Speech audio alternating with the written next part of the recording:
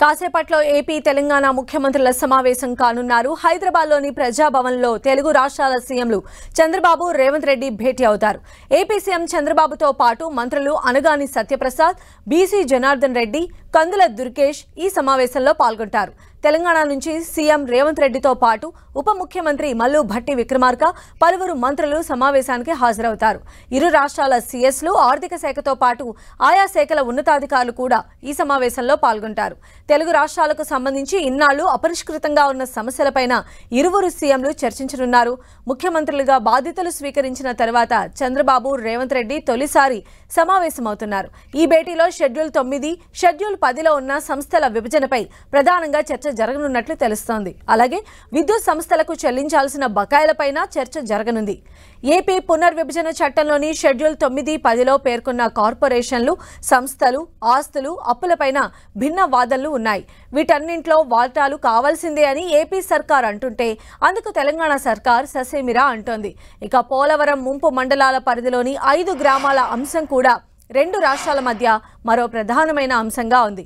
అటు విద్యుత్ బకాయిల్లో తెలంగాణకు ఏపీ 12,000 కోట్ల రూపాయలను చెల్లించాల్సి ఉంది. దీంతో ఈ జటిలమైన సమస్యలపైన చంద్రబాబు, రేవంత్ రెడ్డిలు కలిసి చర్చించనున్నారు.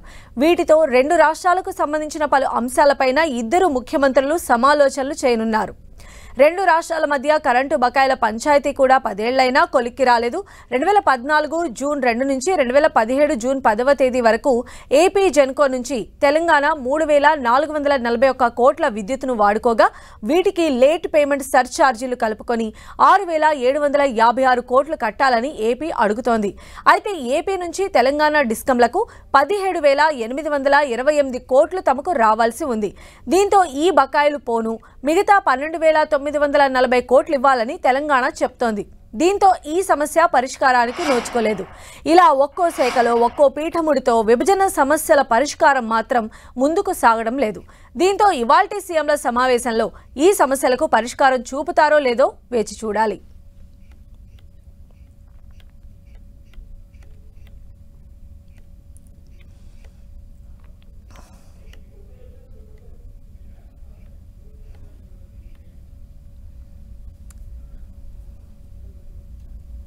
సో రెండు రాష్ట్రాల సీఎంలు ఈరోజు ప్రజాభవన్ వేదికగా సాయంత్రం 6 గంటలకు చర్చించుకోబోతూ ఉన్నారు. ముఖ్యంగా విభజన చట్టంలో అపరిష్కృతంగా ఉన్నటువంటి పాయింట్స్ పైన వీరిద్దరి మధ్య చర్చ జరిగేటువంటి అవకాశం కనిపిస్తోంది.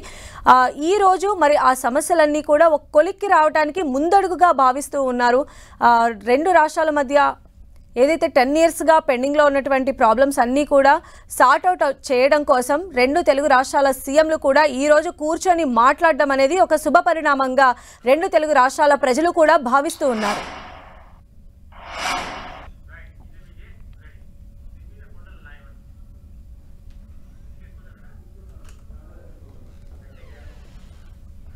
ఇక ఇరు రాష్ట్రాల సీఎంలు కూడా ఈరోజు ప్రజాభవన్లో భేటీ కాబోతూ ఉన్నారు. మరిన్ని అప్డేట్స్ కూడా తెలుసుకుందాం. మా ప్రతినిధి కొండల్ మనకు లైవ్లో అందుబాటులో ఉన్నారు. కొండల్, సాయంత్రం 6 గంటలకు సమావేశం జరగబోతుంది. ఈ భేటీలో ఇరు రాష్ట్రాల ముఖ్యమంత్రులు చంద్రబాబు నాయుడు అండ్ తెలంగాణ ముఖ్యమంత్రి రేవంత్ రెడ్డితో పాటు మంత్రులు కూడా పాల్గొంటారు. ముఖ్య కార్యదర్శులు, వివిధ శాఖలకు సంబంధించిన ముఖ్య కార్యదర్శులు పాల్గొంటారు.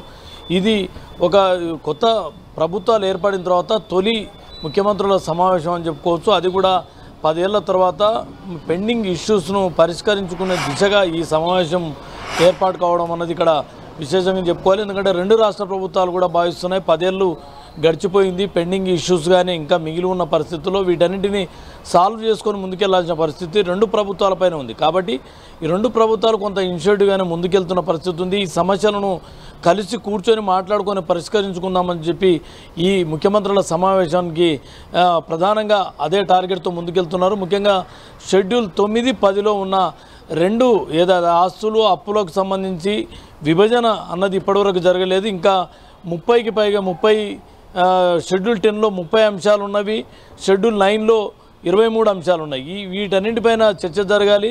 దీంట్లో సానుకూలంగా రెండు ప్రభుత్వాలు కొంత సానుకూల వాతావరణంతో చర్చించుకుంటే చాలా వరకు పరిష్కారం అవుతాయి. ఆ పరిష్కారం దిశగానే ఈ ముఖ్యమంత్రుల సమావేశం ఉందని మనం భావించాల్సి ఉంటుంది. దీంతోపాటు కృష్ణా వాటర్కి సంబంధించిన ఇష్యూస్, కృష్ణా నదిలో జలాల కేటాయింపులో ఇప్పటికీ ఎక్కడ క్లారిటీ లేదు. కేంద్ర ప్రభుత్వాన్ని కూడా అనేక సార్లు విజ్ఞప్తులు చేసినప్పటికీ కూడా సమస్య పరిష్కారం కాలేదు. అపెక్స్ కౌన్సిల్ సమావేశంలో కూడా గతంలో ప్రస్తావనకు వచ్చినప్పటికీ కూడా ఎక్కడ కూడా ఇష్యూ అయితే సాల్వ్ కాలేదు. కాబట్టి ఈ అంశాన్ని కూడా ఈ చర్చల ద్వారానే పరిష్కరించుకుందామనే ఒక ఆలోచనతో అయితే రెండు ప్రభుత్వాలు ఉన్నాయి. మరి ఈ చర్చలు 6 గంటలకు ప్రారంభమవుతుంది. ఏపీ ముఖ్యమంత్రి నారా చంద్రబాబు నాయుడుతో పాటు ఆ టీం అంతా 6 గంటల వరకు ప్రజాభవన్కు రాబోతున్నారు. దాదాపు 2-3 గంటలకు పైగా ఈ సమావేశం జరిగే అవకాశం అయితే స్పష్టంగా కనిపిస్తున్నది. దీని తర్వాత ఇద్దరు ముఖ్యమంత్రులు, తెలంగాణ ఏపీ ముఖ్యమంత్రులు ఇద్దరు కూడా మీడియా బ్రీఫింగ్ ఉండబోతుంది. మీడియాకు సమావేశంలో ఉమ్మడి మీడియా సమావేశం ఉండబోతుంది. ఈ చర్చల్లో ఏం చర్చించారన్న దానిపైన మీడియా కూడా చాలా స్పష్టమైన మెసేజ్ కూడా ఇవ్వబోతున్నారు. ఏదేమైనప్పటికీ కూడా ఉమ్మడి అంశాలపైన 10 ఏళ్ల తర్వాత పరిష్కరించుకోవాల్సిన అవసరం ఉంది. కాబట్టి వీటికి పరిష్కార దిశగా రెండు ప్రభుత్వాలు ముందుకెళ్లడం అన్నది దాంట్లో భాగంగానే ఇప్పుడు ఈ ముఖ్యమంత్రుల సమావేశం అనుకోవచ్చు సంధ్య. అయితే కొండల్ ఇప్పుడు మనం చూస్తే అంటే ఏపీ కావచ్చు ఇటు తెలంగాణ కావచ్చు, రెండు స్టేట్స్ కూడా ఏవైతే అపరిష్కృతంగా ఉన్న ప్రాబ్లమ్స్ని అంటే ఎసెట్స్, ఎస్పెషల్ ఎసెట్స్ విషయంలో కావచ్చు, రావాల్సినటువంటి వాటి విషయంలో ఎవరు కూడా వెనక్కి తగ్గని పరిస్థితి కనిపిస్తోంది. ఎవరికి వారు కూడా వాటిని వదులుకోవడానికి ఇష్టం లేదు. ఈ టైంలో ఈరోజు జరుగుతున్నటువంటి ఈ భేటీ అనేది ఎలా ఉండబోతుంది అనుకోవాలి. ఆ మధ్య మార్గంగా కేంద్రం కూడా ఇలాంటి వాటిలో ఇన్వాల్వ్ అవ్వాలని కోరుకుంటున్నారు. కాబట్టి ఫ్యూచర్లో ఎలా ఉండబోతోంది ఈ భేటీ? అంటే గత ప్రభుత్వము రెండు ప్రభుత్వాలు కూడా గతంలో ఉన్నవి వేరువేరు ప్రభుత్వాలు. ఈసారి మొదటిసారి ఇక్కడ కాంగ్రెస్ ప్రభుత్వం అధికారంలోకి వచ్చింది. గతంలో ఇక్కడ బీఆర్ఎస్ రూలింగ్లో ఉన్నది, అక్కడ జగన్ ప్రభుత్వం రూలింగ్లో ఉన్నది. దానికంటే ముందు 5 ఏళ్ళు, మొదటి 5 ఏళ్ళు మాత్రం చంద్రబాబు రూలింగ్లో ఉన్నారు. అయితే ఇప్పుడున్న పరిస్థితుల్లో ఈ రెండు ప్రభుత్వాలు అక్కడ కొత్త ప్రభుత్వమే, ఇక్కడ కొత్త ప్రభుత్వమే. 10 ఏళ్ళు ముగిసిపోయింది. 10 ఏళ్ల వరకు హైదరాబాద్ ఉమ్మడి రాజధానిగా ఉన్నది. హైదరాబాద్ పైన ఏపీకి కూడా హక్కులు ఉన్నాయి. ఇప్పుడు జూన్ 2తో 10 ఏళ్ళు పూర్తయిన నేపథ్యంలో కేవలం హైదరాబాద్ తెలంగాణకే చెందుతుంది.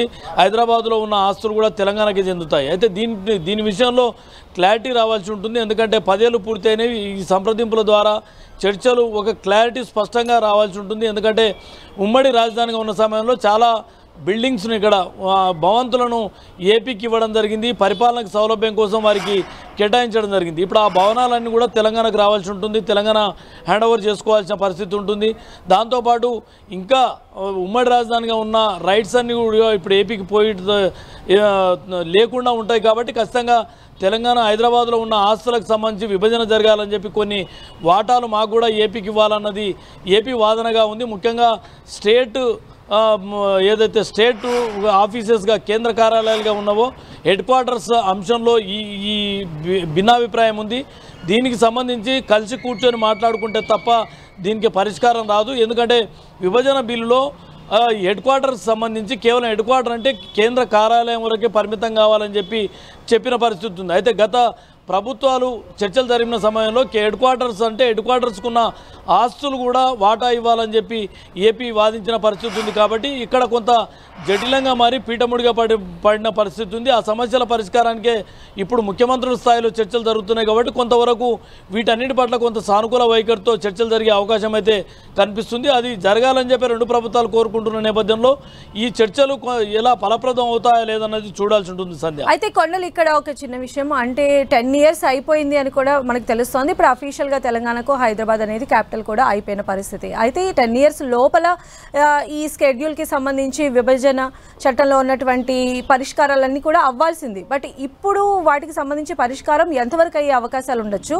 ముఖ్యంగా 10 పాయింట్ల మీద రెండు రాష్ట్రాల సీఎంలు కూడా డిస్కస్ చేసే అవకాశం ఉంది. కాబట్టి ఇది అంటే ఎన్ని అవర్స్ జరిగేటువంటి అవకాశం ఉండొచ్చు? ఖచ్చితంగా ఈ మీటింగ్ అయితే సుదీర్ఘంగానే జరిగే అవకాశం ఉంటుంది. దాదాపు 2-3 గంటలకు పైగానే జరిగే అవకాశం అయితే స్పష్టంగా అనిపిస్తుంది. 6 గంటలకు మొదట 4 గంటలకు మీటింగ్ ఏర్పాటు చేసుకోవాలని భావించారు. కొంత బిజీ షెడ్యూల్ కారణంగా ఇది 6 గంటలకు సాయంత్రం 6 గంటలకు వెళ్ళింది. 2-3 గంటలు అయితే ఖచ్చితంగా మీటింగ్ జరిగే అవకాశం ఉంటుంది. చాలా అంశాలు ఉన్నాయి. ఒక 10 అంశాలకే పరిమితం కాదు. షెడ్యూల్లో ఉన్న 9 షెడ్యూల్లో ఉన్న 23 అంశాలు, 10th షెడ్యూల్లో ఉన్న 30 అంశాలు, అదే కృష్ణా వాటర్ డిస్ప్యూట్స్, ఇరు రాష్ట్రాల మధ్య ఉన్న వాటర్ డిస్ప్యూట్స్తో పాటు పోలవరానికి సంబంధించి 5 గ్రామాలకు సంబంధించి తెలంగాణ డిమాండ్ చేస్తుంది. 5 గ్రామాలను తెలంగాణకి ఇవ్వాలన్న డిమాండ్ అవుతుంది.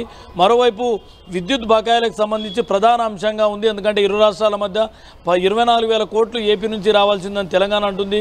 తెలంగాణ నుంచి 7,000 కోట్లకు పైగా ఏపీకి రావాలని చెప్పి ఏపీ వాదిస్తున్న పరిస్థితి ఉంది. అయితే ఇప్పటికీ ఎవరికి ఇవ్వలేదు, కేవలం ఆ పేపర్ వరకే ఉంది. ఈ నేపథ్యంలో ఆ నిధులు కూడా రావాల్సిన పరిస్థితి ఉంది. కాబట్టి దీంట్లో కూడా ఈ అన్ని అంశాలు కూడా దీంట్లో చర్చకు వచ్చే అవకాశం ఉంటుంది. కాబట్టి చాలా సుదీర్ఘంగానే ఈ భేటీ జరిగే అవకాశం ఉంటుంది. సంధ్య. Okay, right Kondal.